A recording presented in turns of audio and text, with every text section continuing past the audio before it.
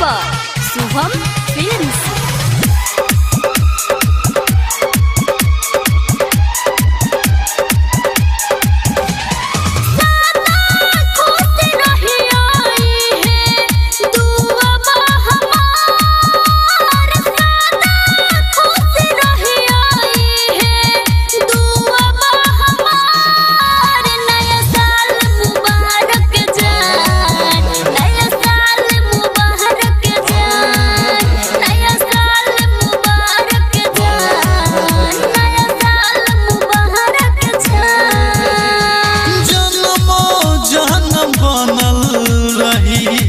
हमनी के प्यार जन्मो जन्म बनल रही, हमनी के प्यार।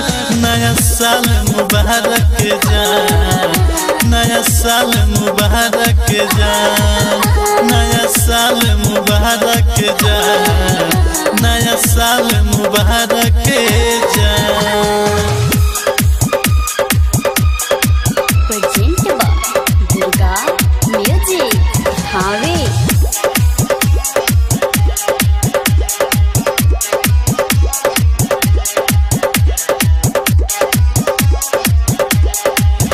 मस्ती में हम रहबो सन तोहरे ही बाहु में, दीवाना दिल भइल फिदा सुन तोहरे ही चाह में।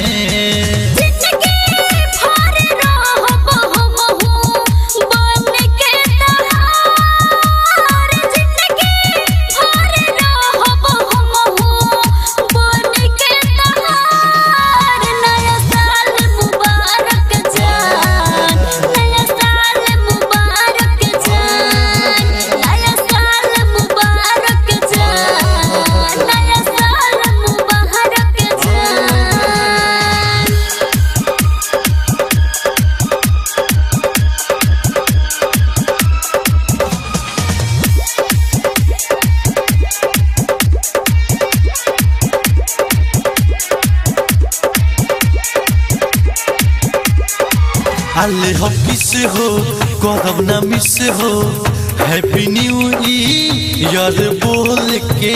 जाहिद राजा ले लो माजा दिलवा के तू खोल के, निरंजन निराला के तू कलशोविका, निरंजन के गिफ्ट तू कलशोविका।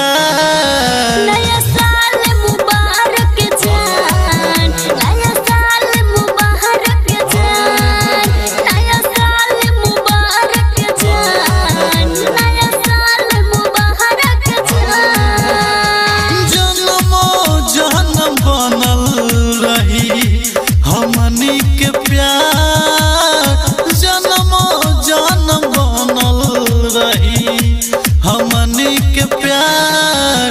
नया साल मुबारक जान, नया साल मुबारक जान, नया साल मुबारक जान, नया साल मुबारक जान। Mix by Durga recording studio, Thawe धर्मशाला के पास।